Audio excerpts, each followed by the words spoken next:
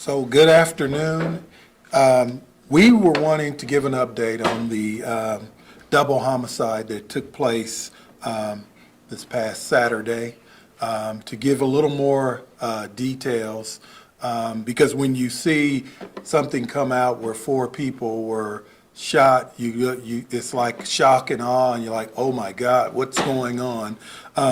So basically what happened is that 2 individuals, well actually 3 individuals, went to purchase narcotics from this address.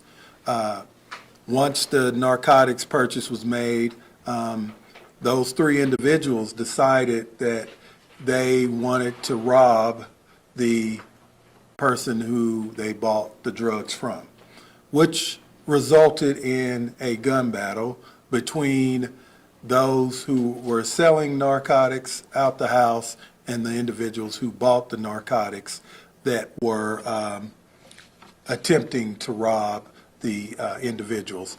As a result, 2 of the individuals that attempted to rob the other subjects ended up dying as a result of their injuries from the gunshots. And as a police department, we just want to make it clear that oftentimes when you're involved in illegal activity, there are consequences, and oftentimes there's a chance of you being killed or physically injured as a result. And this unfortunate situation on Saturday was what happened. At the time, we took 2 individuals into custody. We are not looking for any more suspects, and we're working with the Wyandotte County DA to look at charging additional charges regarding this incident. We in KCK, whenever we have any issue involving violence, we take it very seriously. We have worked tirelessly the last 3 years to reduce crime in this city. And if you look at our stats, you can see we've been making a big difference, and that's due to a lot of support and help from the community, as well as our men and women on the department that go above and beyond each day to put in new initiatives and strategies that are making a big difference in this city.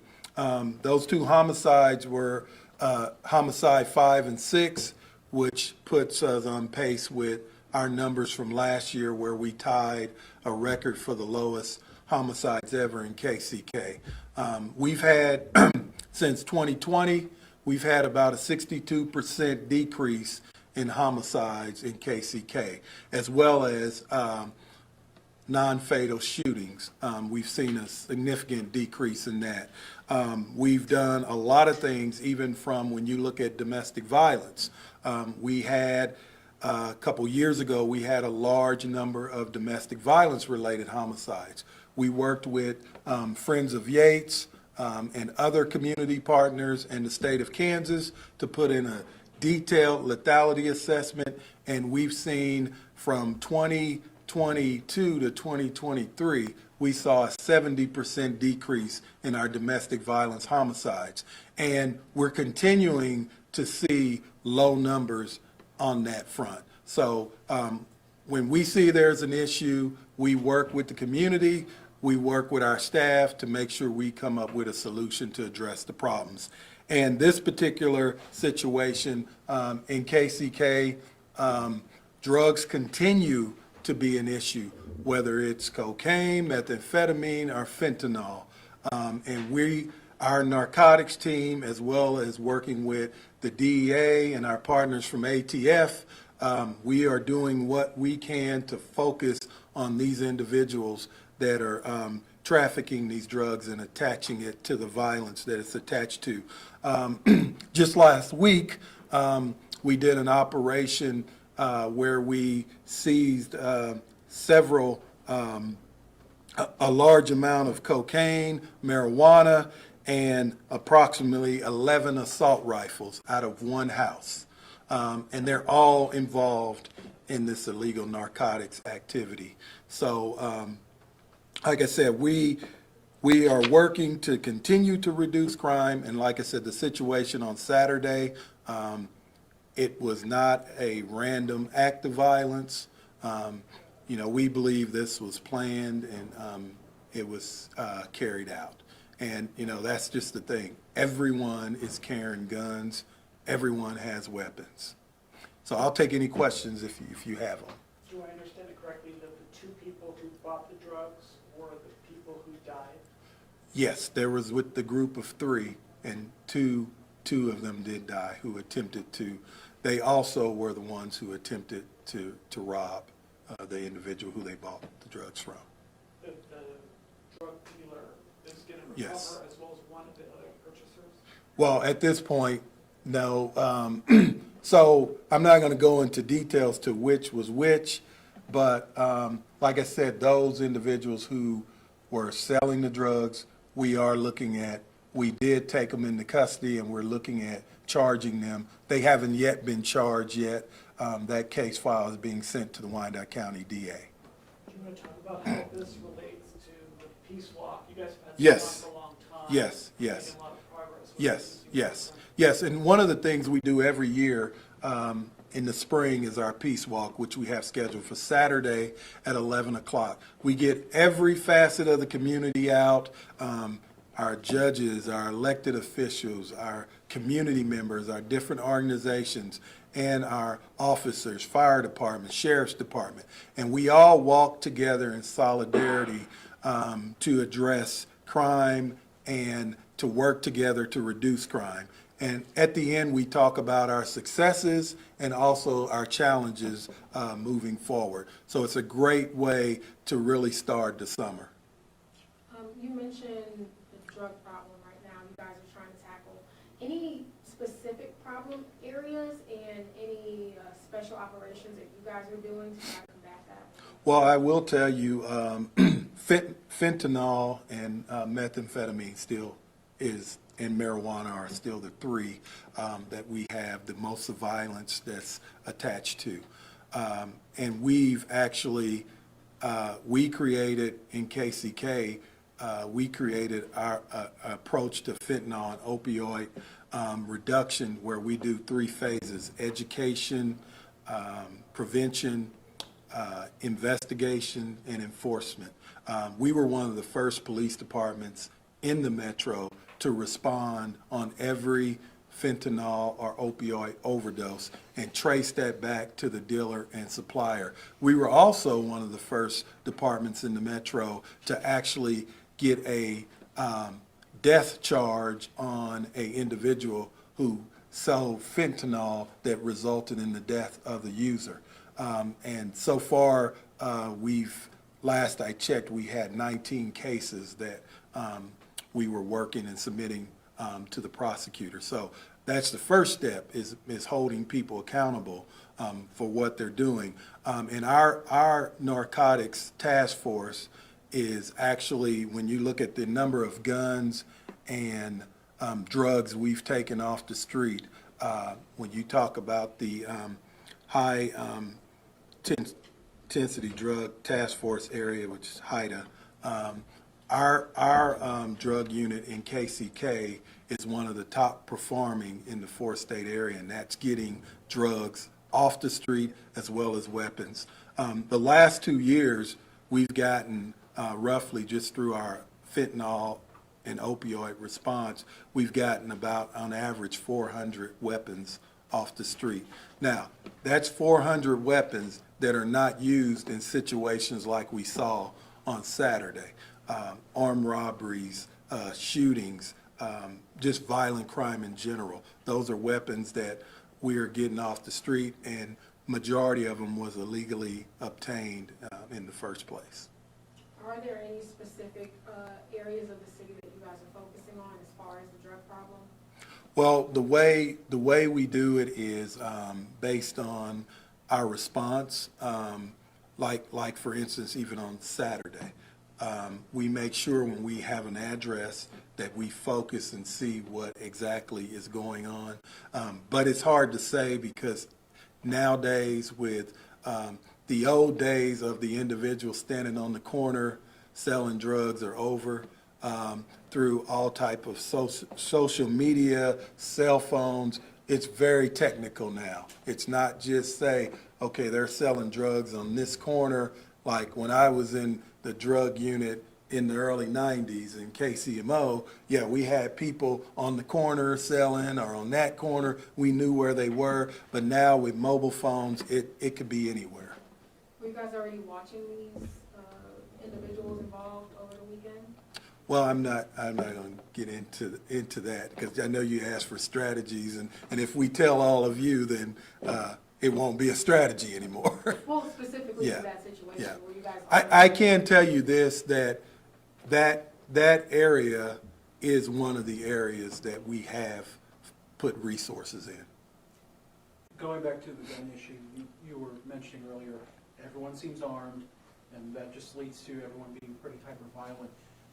You mentioned earlier about your federal partners. Is something going to have to be done at the state or the federal level in terms of trying to do something legislatively to help sort of combat so many guns on the streets? You know, you guys are facing just so many weapons. It's so many times. Right. Yeah, I think it's that's a tough question because I don't think we got laws in place now and it's still happening. So I think it's really when individuals are caught with weapons doing illegal activity, we have to make sure that they are charged and convicted to send that message. Like I've always said that, we need to start that at an early age. And I think we need to teach everyone about guns, what their purpose is. I think that's where it gets a little foggy because I think we need to teach individuals that guns are for hunting, sport, and home protection. That's it. They're not to settle an argument that you have with, Bob up the street. And I think for so many people in the community, that's their first exposure to guns. This gun is for me to go out and even settle my scores that I have with people that I'm getting in conflict with. You mentioned homicides pretty much being on pace, but what about shootings? Are shootings down or the same? Or up? Yeah, our shootings, they've been down the last couple years. And a lot of that, like I said, what we have found the last couple years is that the same individuals that were involved in a lot of the violent gang activity are some of the same individuals that are involved in the fentanyl trade. And so through us addressing that, we're coming at them from every angle we can possibly go after them.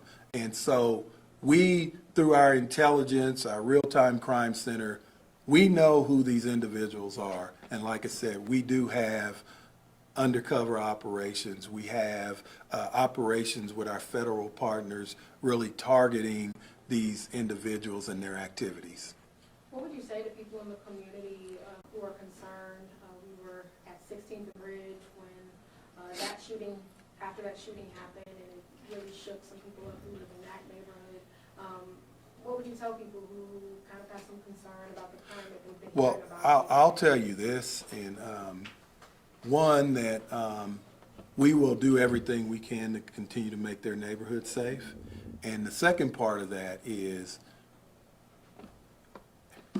and I don't want to sound negative, but call us before stuff happens. You knew these same individuals were hanging on the corner in that neighborhood, and no one called us about it. Call us so we can get in early on. We can start identifying who some of these individuals are.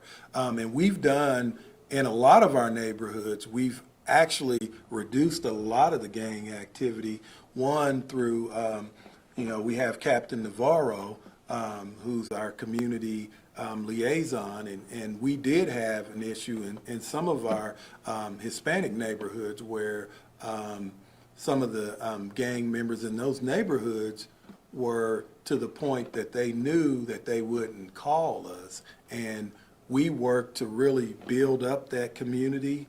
And now they call us and they report stuff.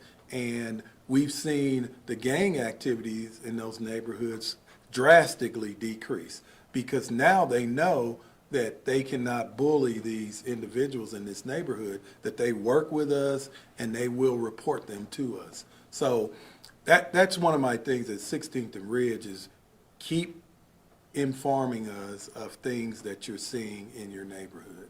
Don't wait until after we have an unfortunate situation like we had about 2 weeks ago. What's the message you want to send to those individuals that are selling and trafficking drugs in these neighborhoods? Yeah, here's the message to you. We know about you.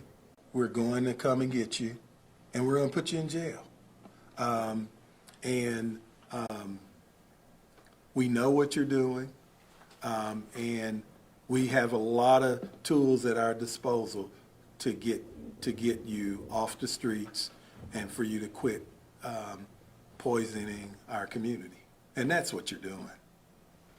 And I want to get specific because I went to the actual scene, the neighborhood where this happened, and we did notice there was a playground in the middle and some commotion. A fence was down. Was that due to some sort of relation with what happened, or? No, that's another thing that we've actually our codes department is looking at that apartment complex,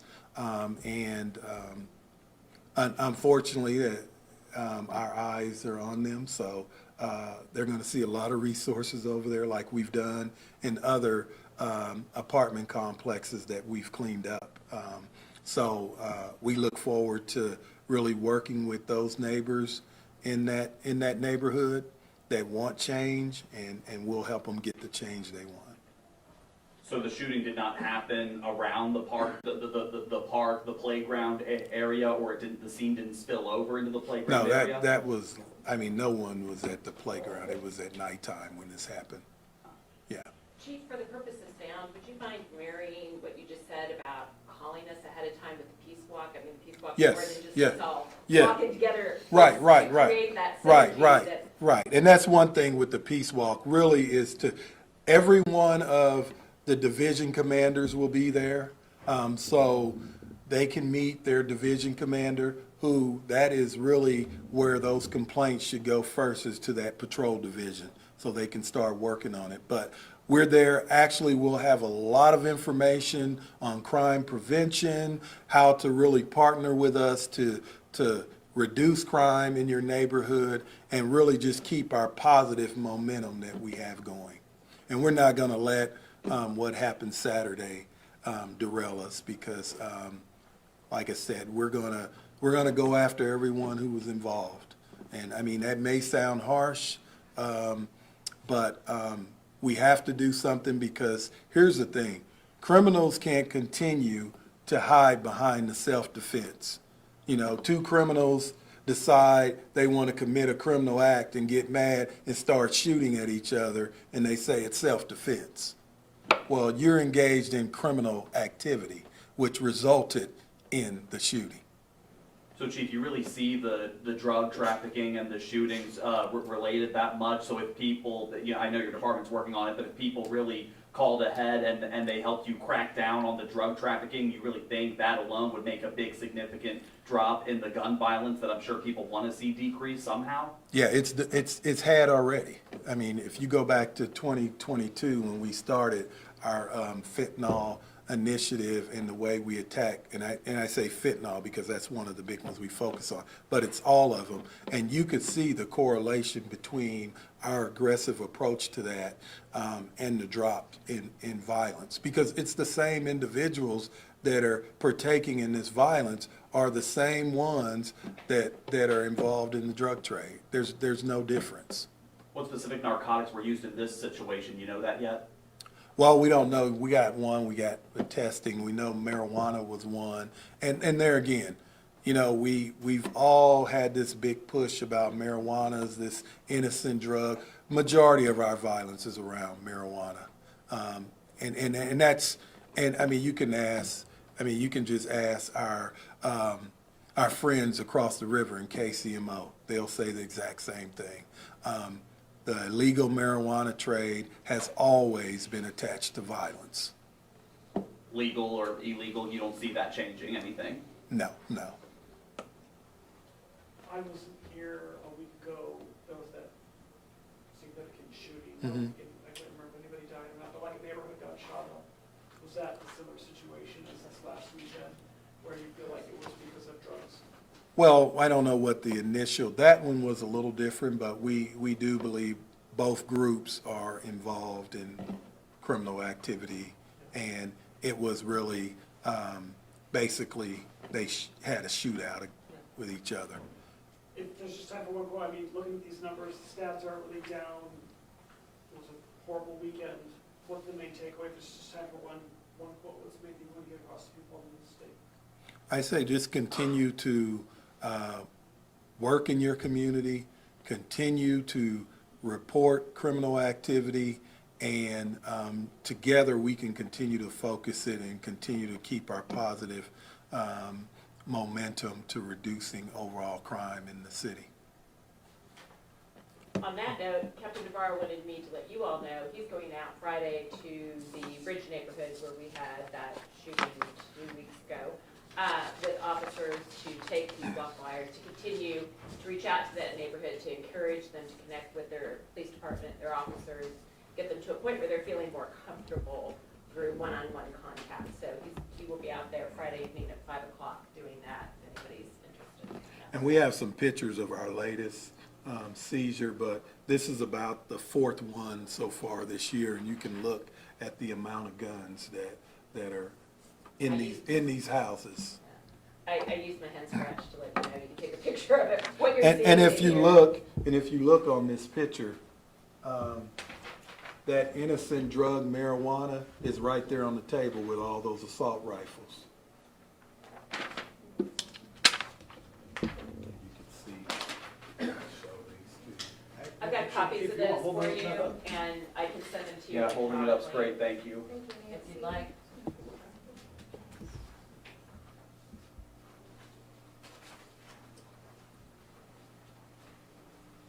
A lot of cash there too.